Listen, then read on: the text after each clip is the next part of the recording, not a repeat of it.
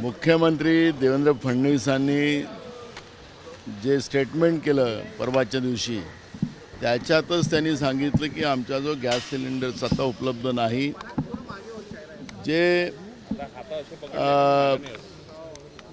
जे काही घरगुती गॅस आहेत तेच आम्ही उपलब्ध करून देऊ शकतो, कमर्शियल गॅस उपलब्ध करून देत नाही असं त्याचा अर्थ आहे. हे गॅसचा तुटवडा आहे हे त्यांनी मान्यच केलेलं आहे. मग सरकार तुम्ही म्हणताय की दावा करताय की गॅस सिलेंडर गॅस कुठेही कमी नाही. सरकारच गॅसवर आलेली आहे. सरकारने ज्याप्रमाणे आमचे नेते राहुल गांधीजी आणि सोनिया गांधीजींनी कोरोनाच्या काळात सरकारला सांगितलं होतं, देशाच्या प्रधानमंत्र्याला सांगितलं होतं की देशाच्या सीमा सील करा, नाही तर कोरोना आपल्या देशात आला तर अनेक लोकांचा जीव जाईल. ते नरेंद्र मोदीच्या हेकडाईमुळे त्या काळात कोरोनाची त्यावेळेस व्यवस्था केली गेली नाही. त्या बॉर्डरला आपण थांबवलं असतं तर आपल्या देशामध्ये असंख्य निर्दोष लोकांचा जीव गेला नसता. त्या निर्दोष जीव जे गेलेत त्यांचं पापसुद्धा या देशाचे प्रधानमंत्री नरेंद्र मोदींचं आहे, हा भाजपचा आहे. त्याचप्रमाणे आता गॅस सिलेंडरच्या ह्याच्यामध्ये सरकारने वास्तविकता जनतेसमोर मांडली पाहिजे.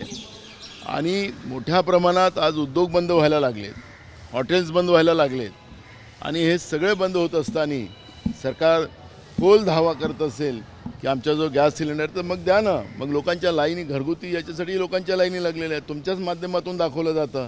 आणि म्हणून मुख्यमंत्र्यांनी ज्या पद्धतीनं महाराष्ट्राच्या जनतेला खोटं बोलून ज्या पद्धतीनं आमच्याकडे कुठलाही तुटवडा नाही असं सांगून जनतेची दिशाभूल करण्याचं काम देवेंद्र फडणवीस करतात हे मी म्हणेन. मुख्यमंत्री म्हणतात की विरोधकांनी जे वातावरण निर्मिती केलं, अरे मग पसरवलं म्हणून लोकांमध्ये भ्रम निर्माण हे झालं आणि ते पॅनिक झाले आणि लोक बाहेर पडले. मग राज्यातले उद्योग का बंद झाले, हॉटेल्स का बंद झालेत, त्याचं उत्तर मुख्यमंत्र्यांनी द्यावं. आज मी विधानसभेत विचारणार आहे त्यांना.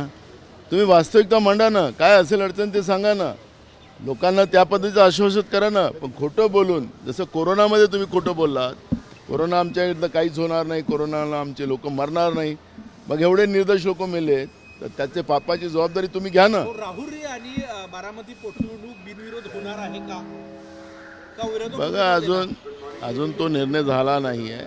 त्यामुळे आता कालच निवडणुका जाहीर झालेल्या आहेत, त्याचा निर्णय आम्ही सगळेजण बसून घेऊ. एबीपी माझा, उघडा डोळे बघा नीट.